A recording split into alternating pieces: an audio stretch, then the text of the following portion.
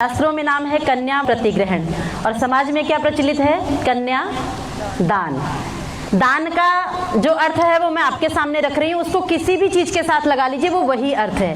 दान का मतलब है किसी वस्तु को देने के बाद उस पर से हमारा अधिकार समाप्त हो जाए, उसको दान कहते हैं। कहते हैं ना, दाएं हाथ से दान करो तो बाएं को भी, मतलब इतना देने के भाव से, ना लेने के भाव से।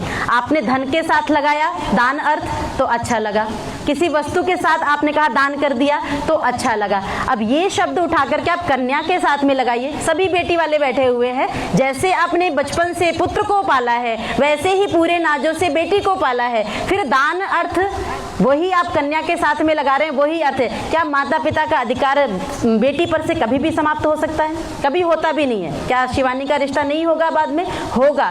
तो इसलिए जो हम क्रिया कर ही नहीं रहे आगे, उस क्रिया को हम यज्ञ में विवाह के समय में क्यों करें? कन्यादान जैसा कोई वर्ड ही नहीं था। ये बीच के समय में उसका बहुत बुरा इफेक्ट हमारी सोसाइटी में बेटियों पर पड़ा। ये कह दिया कि मायके जाएंगी तो भी पूछ करके जाएंगी, कोई भी कार्य करेंगी पूछ करके जाएंगी, पेरेंट्स आएंगे पूछ करके आएंगे। ये परंपरा क्यों अपनी? और मुझे लगता है कि बेटियां यदि सबसे करीब होती है तो माता पिता की होती हैं। कोई गलती भी करती हैं तो माता पिता का साथ है तो जल्दी बात मानेंगी, तो उसका फायदा है। माता पिता का साथ कभी जैसे बेटे को पालते वैसी प्यार बच्ची के लिए होता है। तो इसलिए कन्या ग्रहण विधि होती थी, उसमें कुछ भी ऐसा नहीं कि हम बेटी का दान कर रहे हैं। हम लोग यहाँ पर एक्चुअल विधि करेंगे। कन्या दान का लोगों ने अर्थ निकाला कन्या का दान, जबकि संस्कृत में क्या है? कन्या यही दानम, मतलब उस समय में कन्या के लिए जो गिफ्ट्स लोग लेकर के आते थे ना, उस उपहार को कन्यादान कहा जाता था। लेकिन कन्यादान का कन्या का दान कभी नहीं होता है। तो आप लोग मेरे साथ बोलेंगे, सिंपल सा है कि अभी तक हमारी जिम्मेदारी थी, हर बात में आपको हमें ध्यान देना पड़ता था। पूरे जीवन हम नहीं रहेंगे, थोड़ी सी हमें कम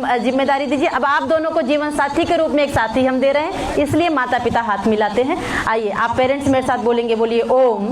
गोत्र का नाम लेंगे, गोत्रोत्पन्नाम इमाम, अपने बच्चों का नाम लेंगे, कन्याम प्रतिगृह्णातो भवान। आप दोनों बोलिए ओम प्रतिगृह्णामि।